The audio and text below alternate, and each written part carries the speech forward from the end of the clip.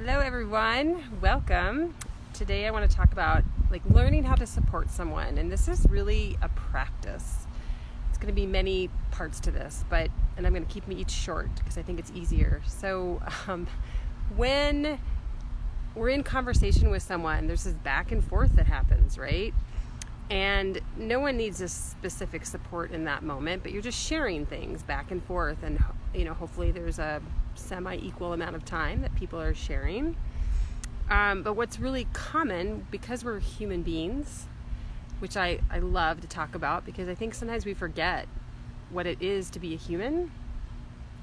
But when we're because we're human beings, it's easy for us to get triggered. It's easy for a memory to pop up, or something challenging that we're working on that we oftentimes hide.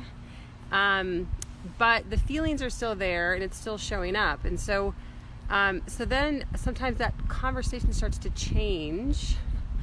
And when we're talking about supporting somebody, I think it's important to really look at, are we tuning into that person? And there's a skill to shift from conversing to tuning in, and to really, if we're tuned in our conversation, we're noticing that person's shift in body language, in their facial expressions, in their cadence of their voice.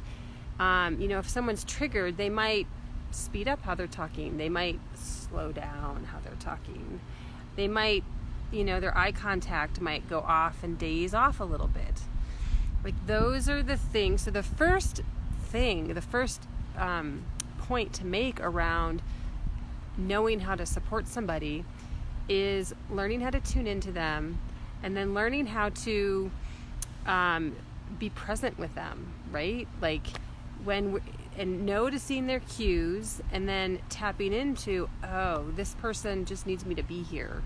And I'll talk about different ways we can listen to somebody in other videos, but that's the first step, is really just juggling yourself in the midst of that. And I think parenting is one of the best examples of how we do that, because our children need us to tune into them for their development.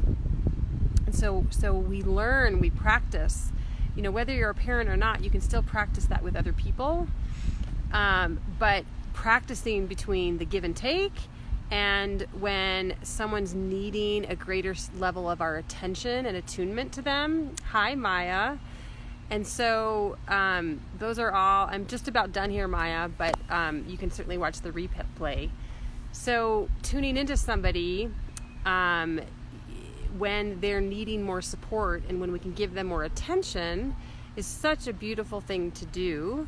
And there is an art to that. There's an art to managing ourselves and what's going on within us, and learning how to shift, because we're tuned into them, shifting into the give and take, into giving more attention. So so practice that in your regular conversations. It's a beautiful thing. And if you're a parent, you get to practice that a lot.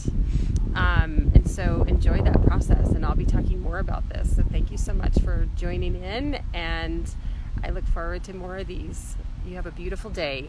Bye.